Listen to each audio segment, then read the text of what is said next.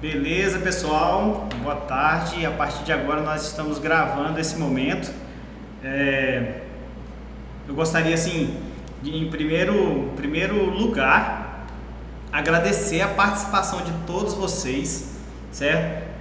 Eu sei como é complicado essa nossa rotina aí na escola. Estamos caminhando para um final de ano letivo e tirar um momento assim para parar não é sempre muito tranquilo, né? Então eu gostaria de já iniciar agradecendo a todos vocês pela participação aqui.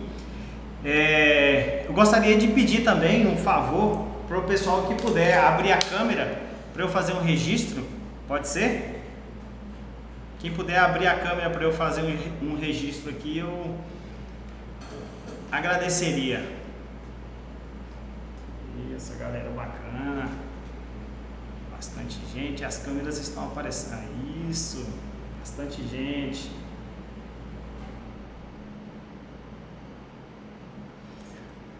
Deixa eu ver, acho que agora já foram todos.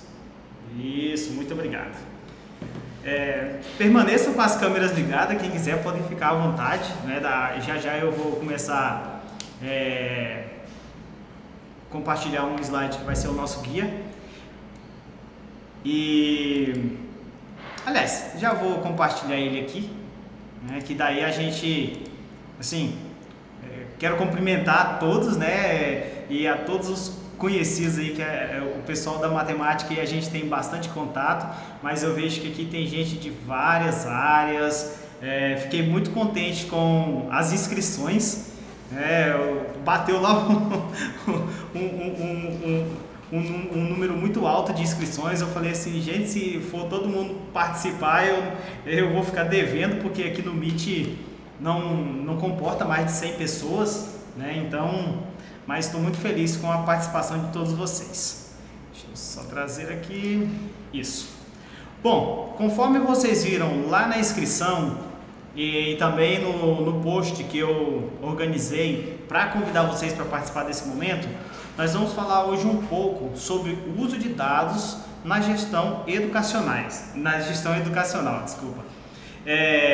Eu faço parte de uma rede de multiplicadores de dados educacionais chamada MEV, né, que é a abreviação aí de multiplicadores de evidência.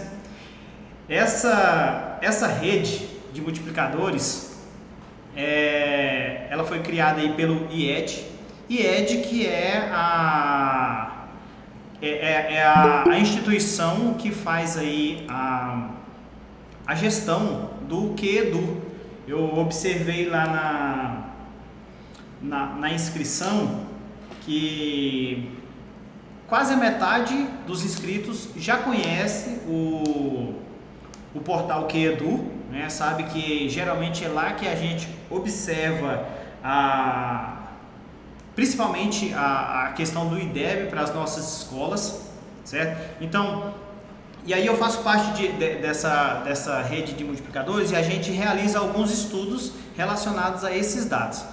Para quem não me conhece, eu sou formador aqui na DRE, sou na DRE de Confresa, sou formador de matemática, certo? Atuo aqui com os professores de matemática, tanto os regentes quanto os articuladores. Eu vi que tem vários deles aqui, né? E gostaria de agradecer grandemente a presença de vocês.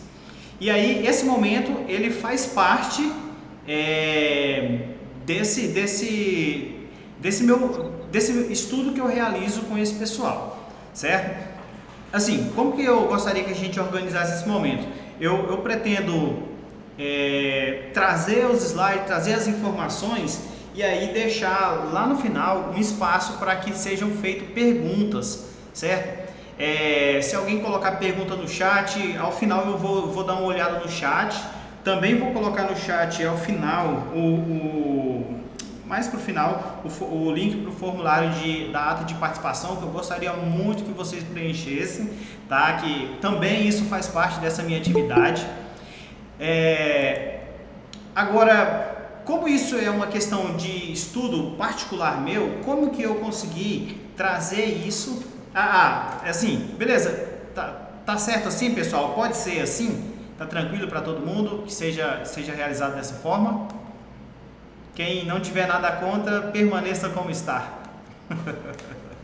Eu acho que fica mais fácil. Beleza? O professor Adenilson está aí. Apareceu aqui para mim. Tá certo, gente. Então, permanecendo todos assim, a gente vai fazer dessa forma. E aí, eu gostaria de linkar isso com o meu trabalho aqui na DRE. Deve ser de conhecimento de vocês que agora no dia 10 de outubro, o secretário Alan, né, o nosso secretário de Estado de Educação, lançou esse decreto, baixou esse decreto, né, o decreto número 1497, e esse decreto ele dispõe sobre o programa Educação 10 anos, né, que ele é um programa que deve ser desenvolvido dentro de todo o estado de Mato Grosso. O artigo 1 ele estabelece o programa, né, fala que esse programa é uma política estadual com projetos e ações desenvolvidas para a melhoria da qualidade e índices educacionais no âmbito do estado de Mato Grosso. Então, aqui a gente já vê que esse decreto, todo esse programa, ele é focado na melhoria dos índices educacionais, certo? Bom, partindo disso, o artigo 2, que é o que já faz esse link com esse estudo que eu estou fazendo, é que o artigo 2 ele já diz o seguinte: o monitoramento do desenvolvimento da educação estadual ocorrerá por meio do acompanhamento dos seguintes indicadores oficiais de âmbito nacional e estadual. Vocês estão vendo eu olhando aqui um pouquinho para o lado, é porque eu estou usando uma outra tela aqui, certo? Para olhar o slide. Bom, o primeiro item aqui, o primeiro indicador é o IDEB, né, que é um índice. O IDEB que ele vai trazer informações sobre o ensino fundamental 1, 2 e ensino médio, a taxa de alfabetização e a taxa de abandono escolar, certo? Então, esse é o link entre o trabalho nosso aqui enquanto DRE e esse estudo que eu estou fazendo, e a gente vai focar principalmente aqui na questão do IDEB, certo? Aqui, falando um pouco sobre dados educacionais. O que são esses dados educacionais? Onde a gente vê esses dados educacionais, né? E qual é a relevância desses dados para a educação? Eu acredito que quem já tem uma boa vivência na educação já deve ter visto demais falar sobre isso, já deve ter visto bastante coisa, mas em geral os pormenores a gente quase não vê falar. Geralmente a gente vê falar do índice, por exemplo, do IDEB, e os dados que compõem, os dados que se associam para a formação desse IDEB, para que se contextualize esse IDEB, geralmente a gente não trata muito, certo? Então, o que são esses dados? Gente, os dados são informações, né, valores numéricos, variáveis também, que são produzidos a partir das escolas e das instituições que fomentam o ensino no caso, município, estado e país. Para a gente ter uma ideia bem clara sobre o que é um dado, né, as respostas de um aluno em uma avaliação são dados, né? Então, se ele respondeu corretamente ou não, isso é um dado em relação a essa avaliação, em relação a todo esse contexto. Se o aluno ele foi aprovado ou não, isso é um dado dentro de toda essa conjuntura. E qual é a importância desses dados educacionais para a educação? É que a gente é sabedor que se vamos trabalhar, se uma determinada instituição trabalha a partir dos dados que ela produz, então essa instituição ela tem muito mais chance de corrigir as rotas, resolver alguns problemas que estão acontecendo, pensar melhor a gestão de recursos, a gestão de pessoas, no caso das escolas, a gestão do aprendizado. Então, essa é a importância dos dados. Muitas das vezes a gente tem uma ideia um tanto não muito boa em relação, por exemplo, a avaliações externas, né? Mas acontece o seguinte, que essas avaliações, elas produzem dados, e esses dados, eles, a própria avaliação, na verdade, ela é pensada para produzir esses dados, e isso tudo é utilizado não apenas no Brasil, mas no mundo afora, né? Alguns países que utilizam parâmetros bem parecidos são os países que fazem parte da OCDE. Então, daí a importância da gente estar vendo um pouco sobre a questão do uso e a interpretação desses dados educacionais. Com acesso a essas informações, igual eu falei agorinha, os gestores tendem a tomar decisões mais consistentes, com menores riscos, o que possibilita a inovação de uma política pública. Gente, o interessante dessa questão é que é a partir desses dados que o gestor vai poder pensar onde pode ser melhor gastar os recursos que a educação dispõe, e que a gente sabe que não são poucos. Aliás, a gente sabe que não é muito, não é isso? E pensando que esses recursos não são muitos, não são tão abundantes assim, quando a gente pensa aluno por aluno, então esse recurso ele precisa ser bem melhor gasto. Então é a partir do estudo desses dados que a gestão vai poder propor isso. Então durante esse estudo aqui, nós vamos revisar alguns tipos e formatos de dados educacionais mais comum em utilização no Brasil. Primeiro, nós vamos falar um pouco sobre o que é o QEDU, né? O QEDU, ele nada mais é do que um portal de dados educacionais aberto e gratuito. Então, o IED organizou esses dados. Por quê, gente? Porque quando a gente vai pegar esses dados lá no portal do INEP, a gente tem uma certa dificuldade em estar analisando esses dados, pela forma que eles são apresentados lá.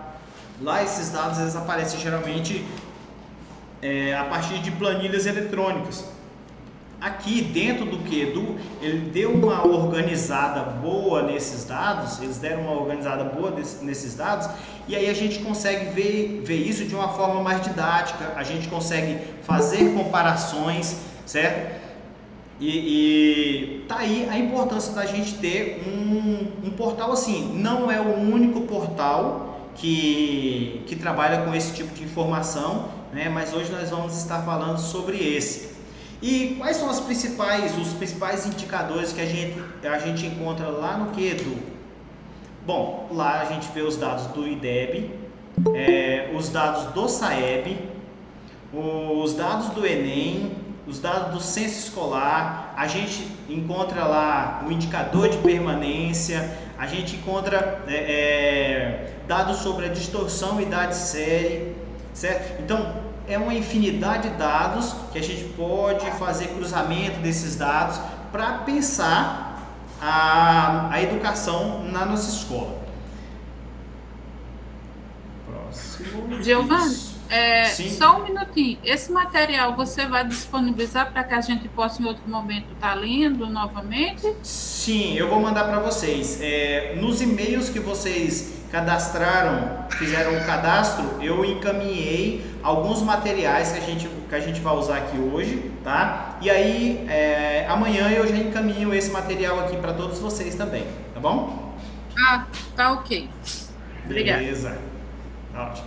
Bom, gente, dentro do QEDU, também nós temos algumas outras plataformas. Nós temos o QEDU Gestão, que é onde o gestor, seja de uma unidade escolar, seja de uma rede educacional, como uma rede privada, uma rede pública, municipal ou estadual pode estar usando nessa plataforma aqui. O gestor insere os dados e a plataforma permite que ele faça a análise desses dados, certo? Nós temos o QEdu Países, onde a gente pode fazer a comparação dos resultados da educação no Brasil com a educação em outros países.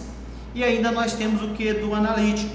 O QEdu Analítico, a gente consegue, dentro dessa plataforma, fazer cruzamentos, por exemplo, os dados de proficiência com os dados da estrutura escolar, certo? Eu esqueci de falar antes que lá no QEdu também nós temos informações sobre os dados referentes à estrutura escolar. Se a escola tem determinados equipamentos, os espaços escolares, se tem a quantidade de servidores que tem. Então, todos esses dados são apresentados aqui no QEdu. E aí, no QEdu Analítico, a gente consegue fazer esse cruzamento. Essa escola tem um bom IDEB. Mas como que é a estrutura dessa escola? Essa escola não tem um bom IDEB. Como que é a estrutura dessa escola? A gente consegue fazer essa análise ali. E assim, isso parece uma coisa muito ampla. Por exemplo, mas isso é para o gestor, isso é para o secretário de educação, isso é para o ministro de... Não, nós precisamos saber disso, que é para a gente focar as nossas energias dentro disso também. Para quê? Para que a gente possa melhorar os índices das nossas escolas. A gente sabe que comprovadamente isso é feito a partir de estudos científicos. Gente, se os índices eles melhoram, quer dizer o quê? Que a escola está caminhando num bom caminho. A gente sempre tem essa noção, né? Por exemplo, era 4,50. O próximo mês foi 4, depois de 2 anos o IDEB foi para 4,52. O que a gente já pensa? Bom, aliás, 4,5 e 4,6, né? Que lá só usa uma casa decimal.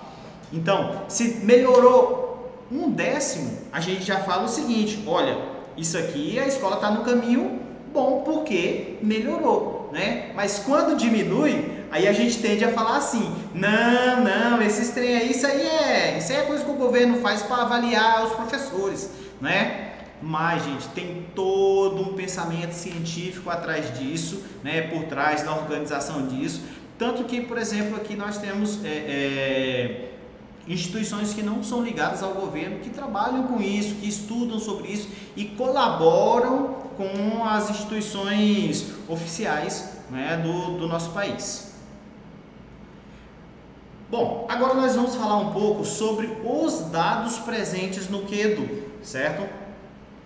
Já eu vou abrir a página aqui do QEdu e aí a gente vai observando esses dados. Gente, o primeiro dado que a gente tem aqui é o censo escolar. O censo escolar ele é de suma importância dentro dessa plataforma, ele é de suma importância na composição do IDEB, não é isso? Por quê? Porque o censo escolar ele é hoje o principal instrumento de coleta de informações da educação básica. Isso por quê? Isso porque o censo ele perpassa o ensino regular, né, lá na educação infantil, ensino fundamental e ensino médio. Ele passa pela educação especial e ainda ele traz dados sobre a educação de jovens e adultos. Nós não temos um outro campo de informações que consiga trazer informações dessas 3 modalidades de ensino, certo? Então, tá aí uma importância do censo escolar. Eu vou abrir aqui o portal do QEdu para vocês.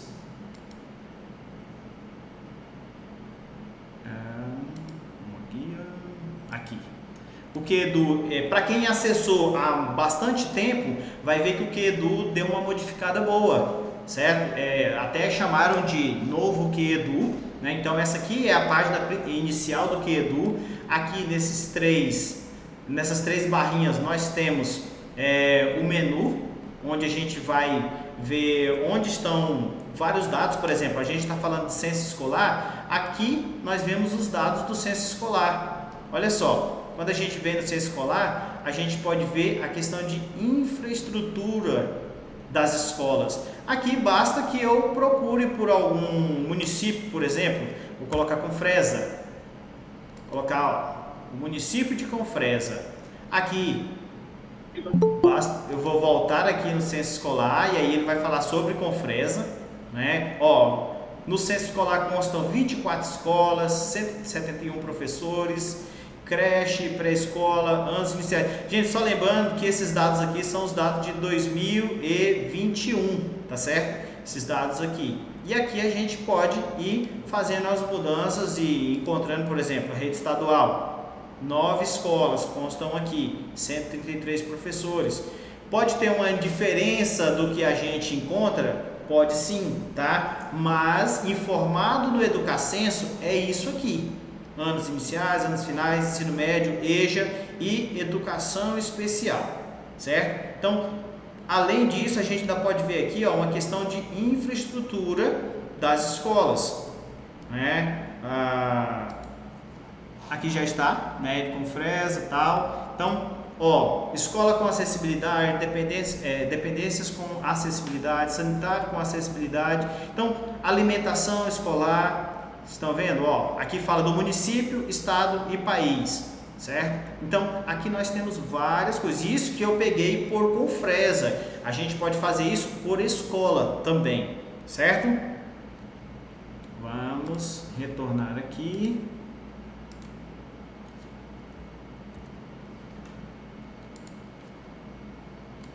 Opa! Estou aceitando o pessoal aqui. Vamos retornar aqui para o nosso slide. A próxima vez eu vou convidar alguém para me ajudar.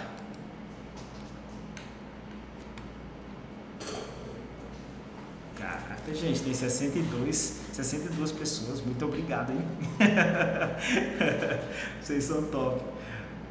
Olha, em relação aos dados do censo escolar, a gente pode ver, observar o seguinte, que ele ajuda a montar um panorama da educação e a identificar as principais necessidades das escolas e redes de ensino do país.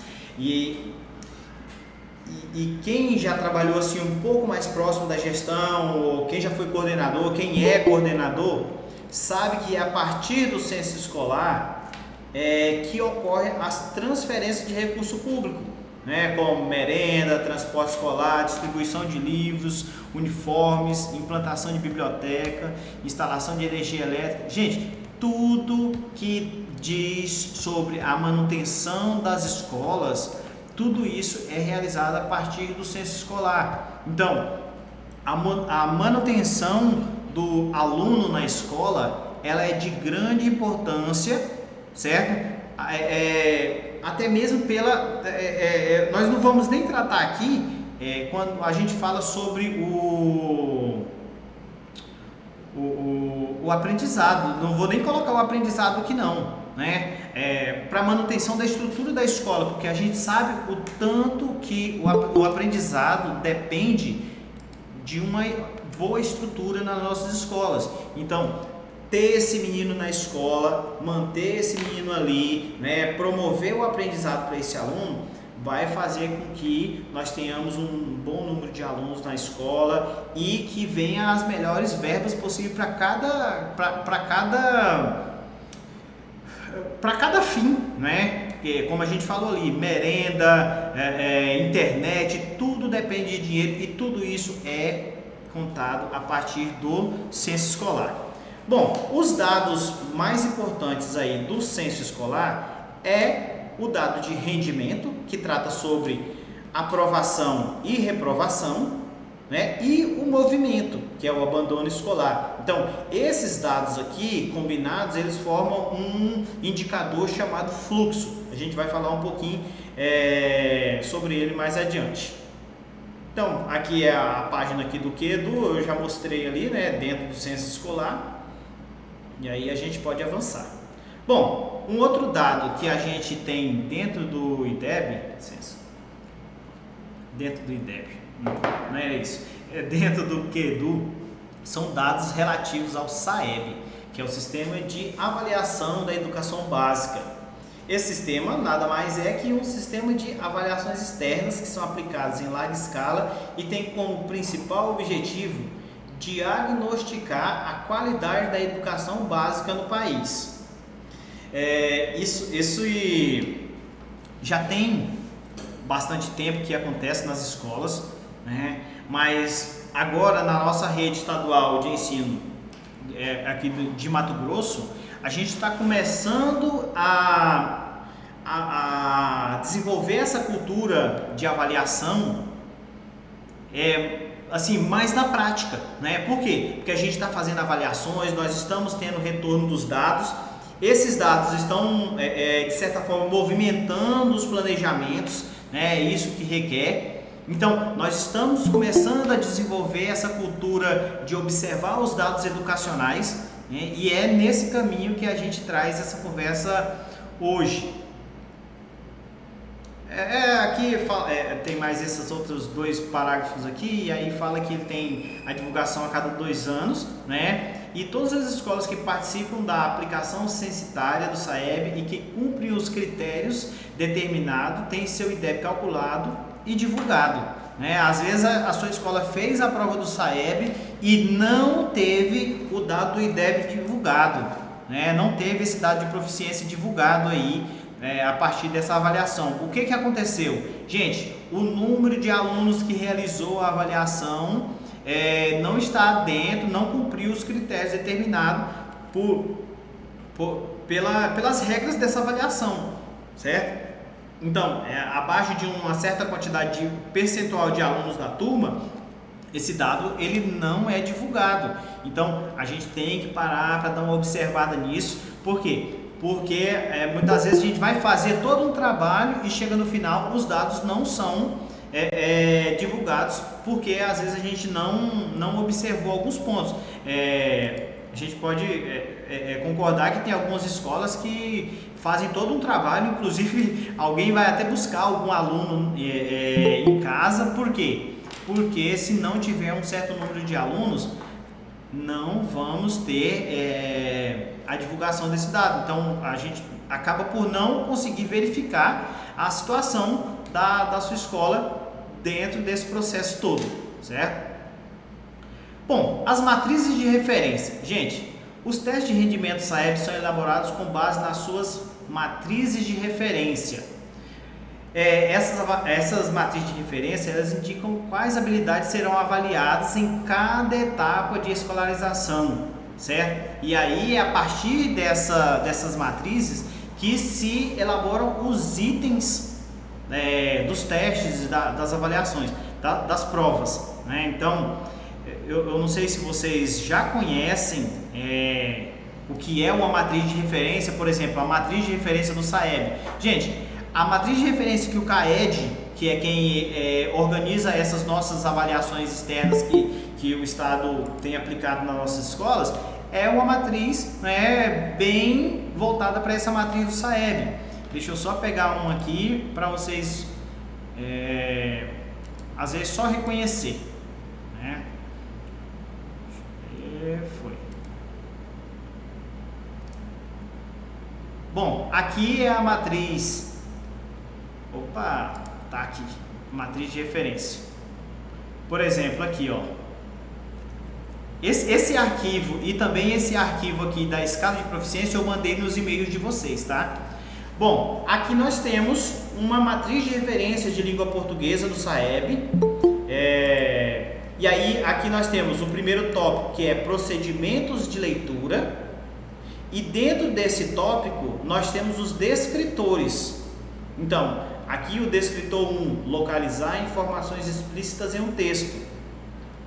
O descritor 3 aqui, ó, inferir o sentido de uma palavra ou expressão. Então, aqui nós temos os descritores, né, que eles vão estar determinando ou sendo base para a elaboração dos itens. Só lembrando que os itens são as questões da avaliação aí, vamos pensar numa avaliação do SAEB, das avaliações formativas e diagnóstica e somativa que a gente tá tendo nas nossas escolas, certo? Então, isso aqui é uma matriz de referência. Por exemplo, ela aqui ela tem a do quinto, tem a do nono e a do terceiro ano. Vamos lá na matemática, que o povo da matemática está aí pensando por que nós não falamos da matemática ainda.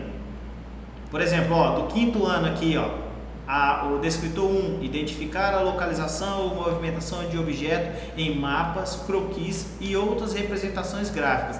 Só lembrando, gente, que esses descritores eles são alinháveis às habilidades lá da BNCC ou para o nosso estado de Mato Grosso do DRC-MT, certo? Beleza, apresentar. Aí aqui também a gente tem a matriz de referência para o nono e para o terceiro ano do ensino médio, tá? Nono ano do ensino fundamental e terceiro ano do ensino médio. Vamos retornar aqui.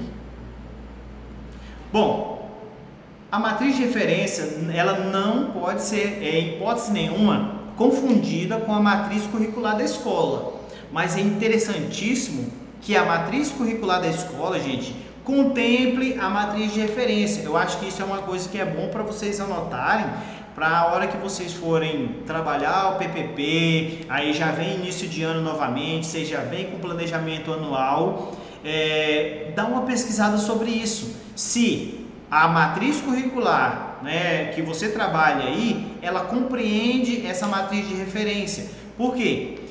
Se ela não compreende essa matriz de referência, quer dizer que os seus alunos provavelmente eles têm grande chance de não se dar muito bem numa avaliação dessa, certo? Devido a que ele estudou A e a matriz de referência dessa avaliação cobra B, né? Então, é interessantíssimo que essa matriz de referência esteja incluída, né? Esteja inclusa na matriz curricular na escola onde vocês trabalham, certo? Vamos para o próximo. Bom, nós temos também a escala de proficiência. Gente, só contextualizando, ó, aqui nós falamos sobre o SAEB, né? Aqui, ó, a matriz de referência e a escala de proficiência, isso aqui tudo está ligado ao SAEB, certo? Bom, as avaliações em larga escala do SAEB contam ainda com escalas de proficiência, que podem ser visualizadas como uma régua.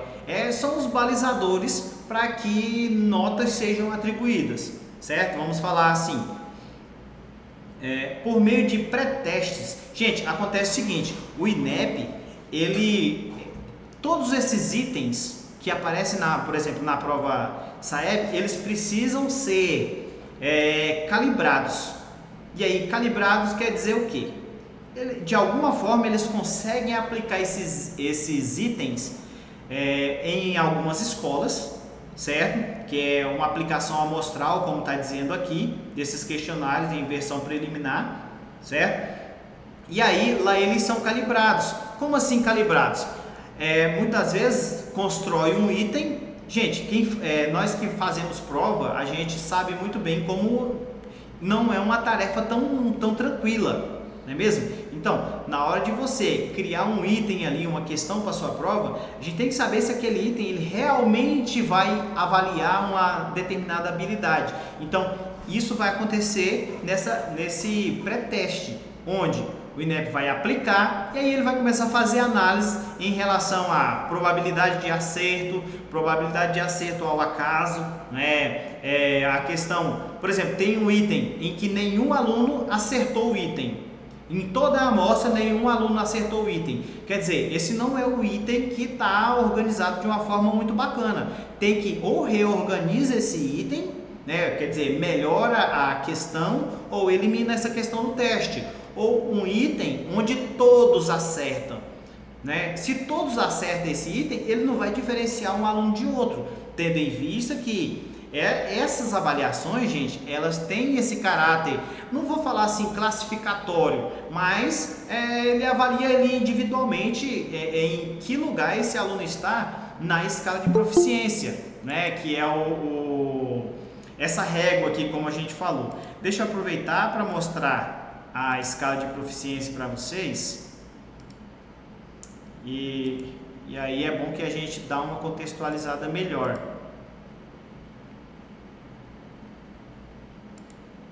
Aqui, vou levar agora lá em matemática. porque eu comecei o outro em língua portuguesa. Não é vaidade, porque eu sou da área, não tem nada a ver com isso. Bom, ó, essa aqui é a escala de proficiência de matemática para o 5º ano. Quer dizer, o aluno ele está no nível 0 quando ele tem um desempenho de menor que 125, né? Então, o SAEB ele não conseguiu avaliar esse aluno na sua prova, né? Se o aluno tiver uma nota de proficiência entre 125 e menor que 150, igual ou maior que 125 e menor que 150, quer dizer o quê? Que esse aluno provavelmente ele conhece sobre grandezas e medidas, né? Gente, isso daqui é desenvolvido de uma forma muito técnica, muito bem estudada, muito bem organizada para produzir essas informações, certo? E aqui vai subindo de 25 em 25, nível 2, nível 3, nível 4, só lembrando que o nível de proficiência, ele inicia aqui, ó. A questão da proficiência, ela inicia aqui no nível 4, onde no nível 4 os alunos eles precisam ter atingido os níveis 2 e 3, né? E mais essas habilidades que constam aqui no nível 4, certo? Então, é assim que é medido a nota de proficiência desse aluno, certo? Porque a nota de proficiência é uma questão de medir o que sabe, né? O que esse aluno sabe. Então, essa é uma questão que é meio complicada quando você tenta medir isso com uma prova em que você acerta mais se você tira uma maior nota se você apenas acertou mais itens, tá bom? Então, isso já tem um pensamento um pouco diferente sobre a questão de notas e avaliações. Vou retornar aqui para o nosso slide.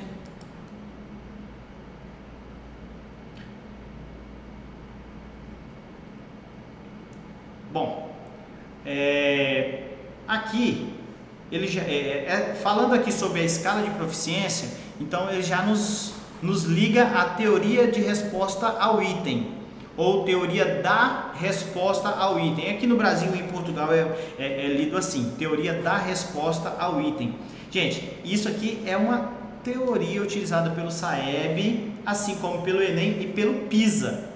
Então, não é algo assim que se inventou agora, isso aqui já é utilizado há bastante tempo, né? E ela envolve um conjunto de modelos matemáticos nos quais o item, ou a questão, né, é o elemento-chave. Quer dizer, cada item, cada questão, ela é um organismo em si, ali, ela é um mundo em si. Então, em relação àquele item, como o aluno foi, ou aquele conjunto de item que avaliam uma mesma habilidade, como que esse aluno foi, né? Isso é tão ou mais importante do que quando você observa a prova no geral, certo? No SAEB são consideradas as dificuldades dos itens, então são três características observadas aí no SAEB: a dificuldade dos itens, a discriminação e a probabilidade de acerto do item ao acaso. Essa questão da probabilidade de acerto do item ao acaso, os professores de matemática são bem familiarizados com isso quando a gente observa a prova da OBMEP, não é isso? Da Olimpíada Brasileira de Matemática, que muitas vezes o professor olha ali e fala assim: poxa, mas esse aluno aqui, que é um aluno que ele sempre realiza as atividades, eu sei que esse aluno aqui sabe mais, esse aluno A sabe mais que o aluno B, mas o aluno B foi lá e simplesmente no chute ele acertou mais questões. E muitas das vezes a gente manda o nome daquele aluno ali que você sabe que chutou, né, para participar da segunda fase, e aquele aluno que a quantidade que ele acertou porque acertou mesmo, não foi ali ao acaso. E aí a gente perde essa possibilidade de que esse aluno aqui se dê bem na segunda fase, e aí a gente nunca tem um aluno que se dê bem na segunda fase da Olimpíada Brasileira de Matemática. Por quê? Porque se levou em consideração apenas o número de acerto, e esse número de acerto ele pode muito bem ser ao acaso. A teoria da resposta ao item, o teste ele é organizado de uma forma a diminuir bastante essa possibilidade, né? Lembrando que a teoria da resposta ao item ela é algo que é criado junto aí com da psicologia e da estatística, fez uma junção aí, psicometria é isso, dentro da psicometria, então ela é pensada para diminuir bastante esses casos, né? O princípio básico da TRI é o de que a probabilidade de acerto de um item depende do nível de domínio do aluno, certo? Dado o domínio de um aluno, espera-se que ele acerte os itens de proficiência ou dificuldade igual ou menor que a dele. A gente pode pensar num exemplo muito prático. Vamos pensar numa avaliação, numa prova sobre uma mesma habilidade, né? E aí ela tem três itens fáceis, 3 itens médios e 3 itens mais difíceis. Aí acontece o seguinte: o aluno que ele acertou os 3 itens fáceis e acertou ali 1 ou 2 itens médios e não acertou nenhum item difícil, é considerado uma situação normal, louvável, porque ele, dentro de uma mesma habilidade, ele acertou o que é fácil e acertou o que é médio. Vamos colocar assim, médio, né? E aí vamos pensar no outro aluno agora. Esse outro aluno, ele acertou os 3 itens difíceis, acertou um item médio e nenhum item fácil.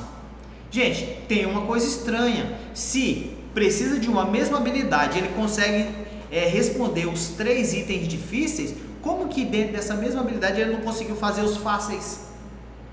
É igual, por exemplo, você conseguir calcular uma potência, né? Potência é muito comum para todo mundo aí, eu acredito, mas não consegue fazer uma multiplicação. Então, é algo que não condiz. Então, a TRI, essas avaliações, elas são feitas, pensadas nessa situação, né? A TRI avança ao tornar o item a unidade básica de análise, ao desenvolver a ideia de uma escala de referência, com todos os benefícios que essas características proporcionam.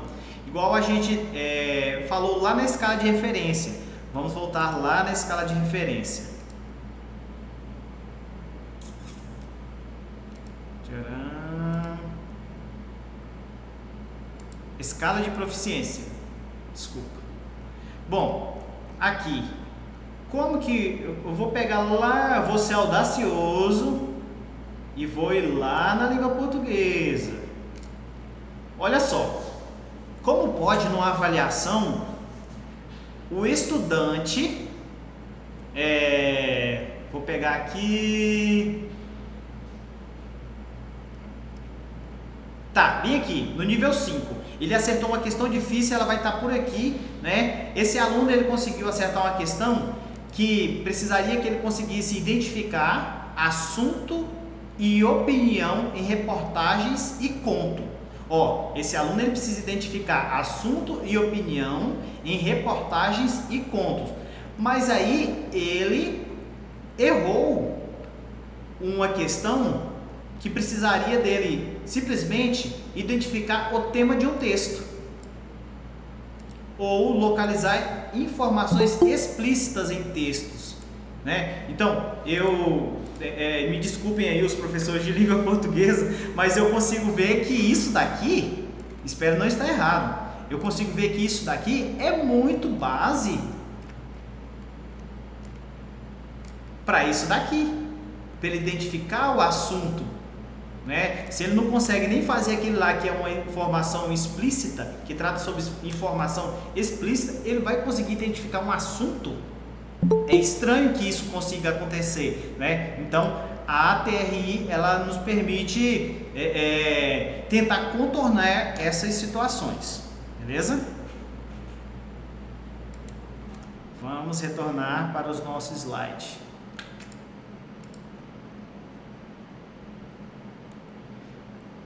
Bom, eu até trouxe aqui um exemplo aqui, igual eu tô variando aqui. Agora eu trouxe aqui da matemática, por exemplo, nós temos aqui essa habilidade, que o objeto de conhecimento é porcentagem, né? E aí essa habilidade ele fala o seguinte: resolver e elaborar problemas envolvendo cálculo de porcentagens, incluindo o uso de tecnologias digitais. E aí lá eu vou fazer minha prova, por exemplo, os 3 exercícios simples. Eu vou pegar esses 3 exercícios simples, vou colocar um para ele resolver problemas envolvendo o cálculo de porcentagem, né? Outro para ele elaborar problema envolvendo cálculo de porcentagem, né? Beleza, um terceiro mais ou menos nesse naipe. E vou colocar os exercícios mais entre médio e difíceis, que os problemas ele vai resolver utilizando tecnologias digitais. Vamos pensar uma calculadora ou planilha eletrônica. Agora, como que esse aluno ele vai conseguir utilizar uma tecnologia digital para resolver esse problema, mas não sabe resolver esse problema se for no lápis e papel, né? Por quê? Gente, querendo ou não, mesmo que ele vai utilizar uma calculadora, ele tem que saber os procedimentos ali para resolver aquilo, né? Se ele vai utilizar multiplicação, ele tem que conseguir fazer uma multiplicação, ele tem que compreender aquele processo. Pode até ser que ele tenha dificuldades em resolver uma multiplicação, mas ele tem que compreender aquele conceito, né? Então, dentro da teoria da resposta ao item, basicamente, para saber se esse aluno ele desenvolveu essa habilidade aqui, eu teria que fazer uma avaliação pensando dessa forma, né? Uma parte da habilidade, depois a habilidade completa em si, né? Dentro de um item desse. Então, e falando de item, eu peguei aqui um exemplo de item, né? Só para a gente contextualizar, que eu venho falando sobre item aí desde o início. E aí item são as questões que aparecem nessas provas, né? E as nossas avaliações com os nossos alunos, elas precisam ser adaptadas para isso, para esses modelos, gente, porque senão nós vamos estar fazendo uma prova de um jeito e quando vem essas provas é tudo diferente. O nosso aluno ele precisa ter essa vivência, né? E aí, dentro desse item, a gente tem alguns elementos, por exemplo, o enunciado, que é toda essa parte da questão, né? Dentro do enunciado, nós temos o suporte, que aqui nós temos uma tirinha, mas pode ser um gráfico, pode ser um texto. E nós temos o comando, que é onde o aluno vai identificar o que está sendo solicitado para ele. E nós temos as alternativas. Dentro das alternativas nós temos o gabarito e os distratores. O gabarito é a resposta correta. Os distratores não são pegadinhas. Os distratores não são pegadinhas. Os distratores são possíveis respostas que os alunos dariam, né? Às vezes ele está só com a metade da resposta. Às vezes ele tem uma a mais em relação à resposta, né, o que torna a resposta não adequada. Então, essa é a estrutura básica de um item, certo? Bom, então aqui nós vimos dentro do SAEB a matriz de referência, a escala de proficiência, a teoria da resposta ao item. E agora nós vamos para um outro dado. Antes disso, eu vou abrir a plataforma e trazer para vocês aqui dentro do QEDU. Dentro do QEDU, onde a gente vê essa questão da proficiência.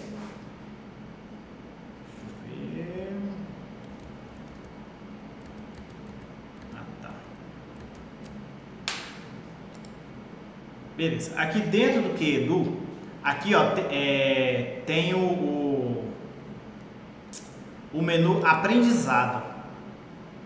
Ó, dentro do menu aprendizado é onde a gente vai ver essa questão da proficiência, como está sendo em relação ao aprendizado adequado, né? A gente não tem bons índices né, até 2019. Aqui ainda não tem o de 2021, mas nós temos aqui, ó, matemática, por exemplo, 7%.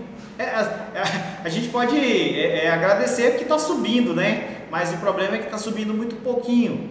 Aqui a gente consegue ver, por exemplo, aqui é no 9º ano. No 3º ano, ó, só tem 17, 19. Quando a gente joga, os melhores índices estão aqui, em geral, no 5º ano, certo? Olha como foi a evolução. Inclusive, matemática teve uma queda de 9 pontos percentuais de 2017 para 2019. Então, e aqui a gente tem uma infinidade de informações sobre isso, certo?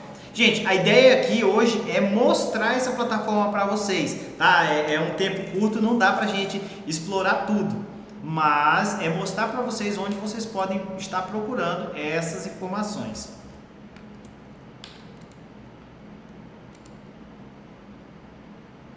Retornando.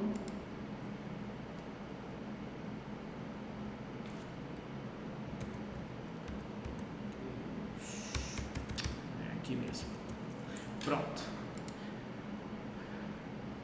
Aqui nós temos os questionários contextuais. Gente, esses questionários eles são aplicados para os professores, os alunos, diretores escolares, secretários estaduais e municipais de educação, certo? Sempre antes do processo da avaliação do SAEB, certo? Então isso aqui é algo que acompanha o SAEB. Quem já aplicou, teve em sua turma isso sendo aplicado, o professor de português, o professor de matemática, sempre preenche esses questionários, não é isso? E aí os gestores também fazem esse trabalho. E aí a partir desses, porque é muito cômodo, por exemplo, eu falar que alguém, né, falar assim, olha, o seu IDEB não está bom, né? Mas e aí? O que aconteceu para que esse IDEB não esteja tão bom, assim, pensando de uma forma em relação à estrutura, né? Será que a estrutura que a escola promove proporciona ali para os seus alunos, ela é adequada para que você tenha um aprendizado melhor? As salas são climatizadas? A gente sabe a importância de tudo isso, né? A formação dos professores é a mais indicada, né? Você tem professores graduados, professores especialistas, mestres, doutores. Como que é isso? Então, esses questionários aqui, eles trazem várias dessas informações, certo? Bom, agora eu abro novamente a plataforma e aí eu mostro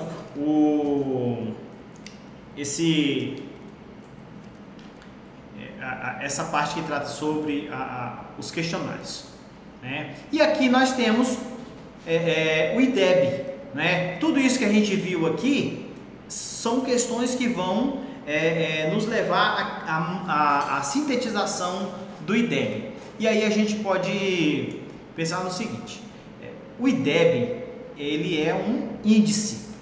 Um índice ele é composto por indicadores.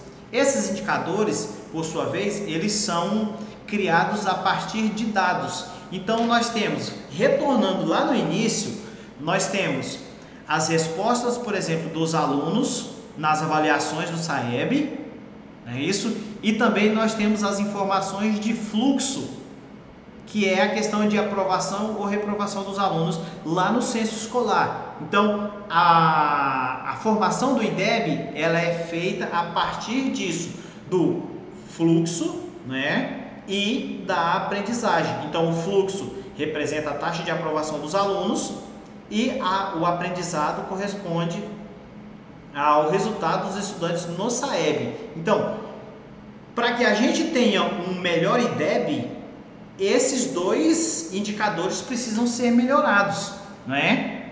Vai sim, Célio, vai sim, eu já posto lá, já posto.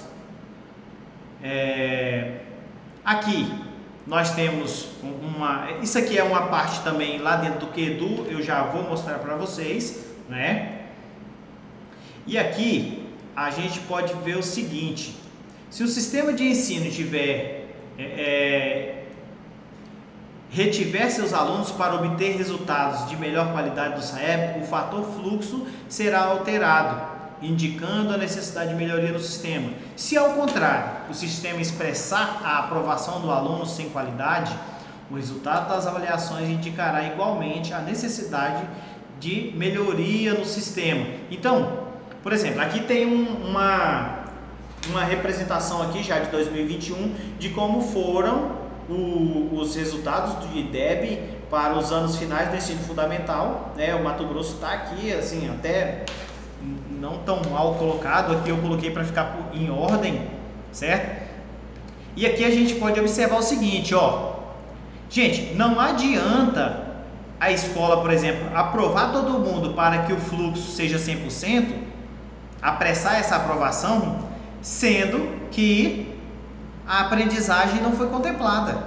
Aí o número de o valor da aprendizagem aqui, o índice, o indicativo, aliás, o indicador que representa o aprendizado, ele vai ser baixo. E aí não adianta reprovar também para melhorar o aprendizado, porque o fluxo vai diminuir. Então precisa acontecer um equilíbrio entre aprendizado e fluxo para que você tenha um bom IDEB. Por exemplo, ó, se você observar aqui entre Ceará e São Paulo, o aprendizado em São Paulo foi melhor que no Ceará, porém o fluxo no Ceará foi melhor que em São Paulo. E aí ambos estão com IDEB 5.3, mas Ceará está melhor ranqueado. Tem exemplos melhores. Por exemplo, a gente pode pensar aqui, ó, olha esse, Rio Grande do Sul e Minas Gerais. Por exemplo, Rio Grande do Sul teve um aprendizado de 5.3, Minas Gerais 5.25. Porém, Minas Gerais ficou melhor ranqueado que Rio Grande do Sul porque teve um fluxo melhor, certo? Então, esse equilíbrio precisa acontecer para que se tenha um bom resultado aí do IDEB, certo? Bom, outros itens que a gente vai ver lá dentro do QEDU é a taxa de rendimento, né, que isso está ligado diretamente à taxa de aprovação, reprovação e abandono, tá certo? E aí, quando a gente vai falar sobre a aprovação, a gente subtrai os reprovados e os que abandonaram, certo? Então, essa taxa de rendimento, ela produz aí também a questão do fluxo. Nós temos também lá no QEDU informações sobre a distorção idade-série, né? A distorção idade-série é algo que a gente tem que observar, né? Tentar fazer com que o nosso aluno ele tenha uma progressão com aprendizado, com proficiência, sempre, para que isso não aconteça. Por quê? Às vezes o aluno ele reprovou 2 vezes, gente, é difícil que esse aluno continue na escola, não é? E nós precisamos que esse aluno continue na escola, certo? Para quê? Gente, são diversas faces isso. A gente precisa tanto de ter aluno, né, que é um motivo assim que não deveria nem ser dito, mas a gente tendo um aluno que aprendeu, um aluno que ele desenvolveu um bom senso crítico, um senso de companheirismo, conhece de ciência, conhece de determinadas coisas que ele só vai ver na escola, isso é bom para a sociedade que esse aluno está inserido, né? Então, nós temos que pensar nessa questão também, e isso é a melhoria na nossa sociedade, certo? Tem um pessoal que precisa ir para a escola, gente, que vai dar aula, eu estou postando aí já o link para vocês preencherem a ata de participação, tá bom? Tá no chat. Enquanto isso, eu só vou encerrar aqui que falta pouquíssimos pontos, tá bom? E aí a gente tem também um novo indicador, que é o indicador de permanência escolar. Gente, isso daqui, ele é pensado o seguinte, por exemplo, o aluno que entrou em 2020, aliás, o aluno que entrou em 2003, o ano de 2020 já deveria estar sendo o último ano desse aluno na escola, né? E aí esse indicador de permanência escolar, ele vai observar, por exemplo, Quantos alunos de 2002 estão na escola? Quantos alunos de 2001 estão na escola? Certo? Então, esse indicador, ele observa isso. Bom, para finalizar aqui, eu vou entrar lá na plataforma e trazer para vocês esses pontos que eu não mostrei, certo? Opa. Uma guia. Compartilhar. Então, a gente falou aí sobre o IDEB, né? Gente, o IDEB, ele vai estar aqui, ó. Quando você clicar aqui no menu, vai aparecer aqui IDEB. E aqui a gente tem um IDEB geral por Confresa, que é uma nota aí, deixa eu só permitir que alguém entre, é um IDEB de 4.7, onde a nossa meta era 5.7 para o ano de 2021, né? Isso é a questão de Confresa, teve um ótimo fluxo, mas o aprendizado, né, ficou abaixo do esperado. E aqui, gente, basta você colocar aqui o nome da escola e você vai ver todas essas informações, né, detalhadamente, português, matemática. Gente, aqui, ó, vocês estão vendo que aqui tem a média de proficiência de português e matemática. Tem toda uma fórmula que a partir dessas duas a gente chega nessa, tá bom? A partir dessas duas a gente chega nessa, que é a nota padronizada em português e matemática, de acordo com o SAEB 2021. Gente, aqui a gente vê a evolução do SAEB, o indicador de fluxo, gente, todas essas informações, elas estão aqui por ano. Por exemplo, 2021, olha só o fluxo. No nono ano, em Confresa, a gente teve 90,4% de alunos aprovados no nono ano, certo? Então, já teve anos que foi, o nono ano aqui aprovou 73%, lá em 2005. Então, essas informações a gente consegue aqui a gente vai alterando, né, para estadual, municipal, anos iniciais e anos finais. Deixa eu só autorizar aqui. Beleza. Os questionários que eu não mostrei, gente, os questionários eles estão aqui, ó. Por exemplo, alunos do quinto ano. Gente, todas as informações. Clicou aqui, gente. Clicou aqui e vocês vão ver quais são as informações que foram prestadas nas escolas, certo? Ó, os professores. Por exemplo, ó, aqui a questão de cor, há quantos anos você trabalha como professor? Tem professor com mais de 20 anos, 22% dos nossos professores têm mais de 20 anos de docência, né? Então, todas essas informações nós temos aqui sobre os nossos alunos, por exemplo, terceiro ano do ensino médio. Gente, todas as informações estão aqui, ó. Ó, normalmente quem mora em casa, 91% mãe, 77% pai, irmão. Então, tem uma série de questões que a gente pode observar. Por exemplo, deixa eu só ver aqui. Tinha uma que falava sobre... Ó, aqui fala sobre equipamentos dentro de casa, rede Wi-Fi. Olha só, gente. Nossos alunos, 90% dos nossos alunos têm rede Wi-Fi em casa. Isso é um indicador muito bom para a gente, né? Então, várias informações a gente pode ver aqui para repensar o nosso trabalho lá na escola, certo? Rapidamente, taxas de rendimento, tá aqui de Confresa. Olha só como aparece: reprovação, abandono e aprovação, anos iniciais, anos finais e ensino médio. Aqui a gente escolhe o ano, certo? A gente vê, por exemplo, 2014, aleatoriamente, ó, o ensino médio aprovou 71% dos alunos, né?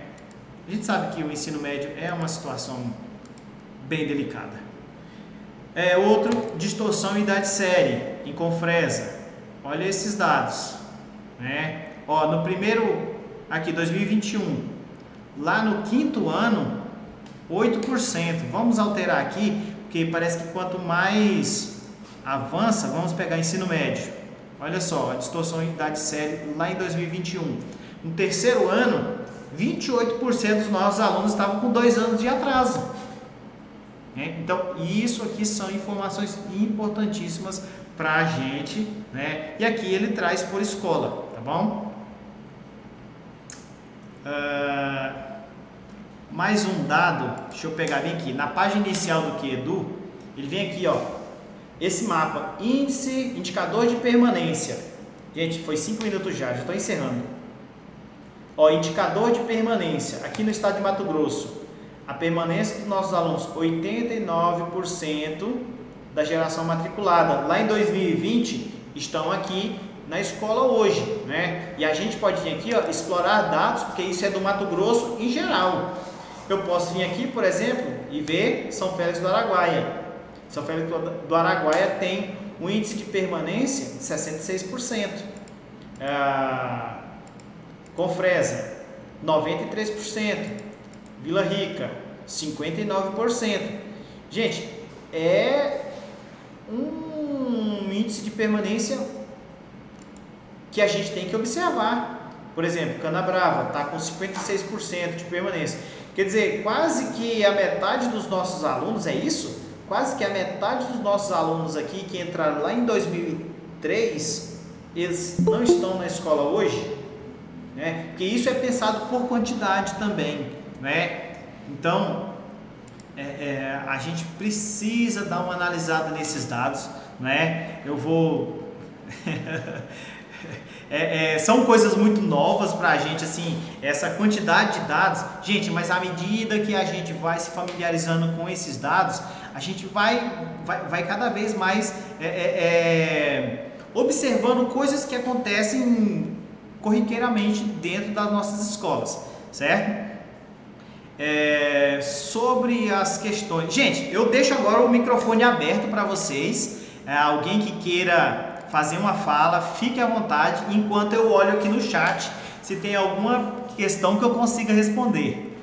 Fiquem à vontade, gente. Alguém quiser, levanta a mão e pode falar.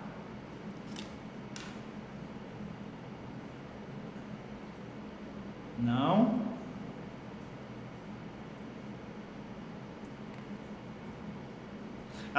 O professor José Antônio ali, Gomes da Costa, falou: muita tecnologia boa de regulação. Agora esperamos também que melhorem os investimentos nas escolas. Eu concordo plenamente, professor. Eu concordo porque eu estou aqui na DRI agora, mas venho de escolas onde você dá aula com calor, né? Cozinhando dentro da sala. Isso inviabiliza bastante, né, o processo de aprendizagem dos nossos alunos. Mas assim, eu percebo que isso é importante, e a outra parte é essa que nós estamos fazendo, conseguir olhar para isso, conseguir pensar o que a gente pode fazer de melhor, né, para estar trazendo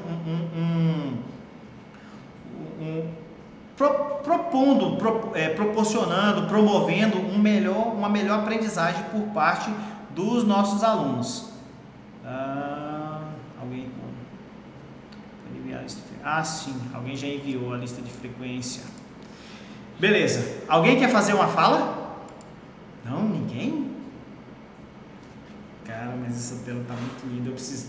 Gente, assim, de início, para hoje, era isso que eu preparei para vocês, né? Eu espero, assim, sinceramente, que eu possa ter contribuído com vocês. Eu gostaria de pedir mais uma vez, encarecidamente, o pessoal que está aí, que puder abrir as câmeras para eu fazer um registro. Gente, estava 74 pessoas agora. Gente, muito top, eu estou muito feliz com a participação de vocês.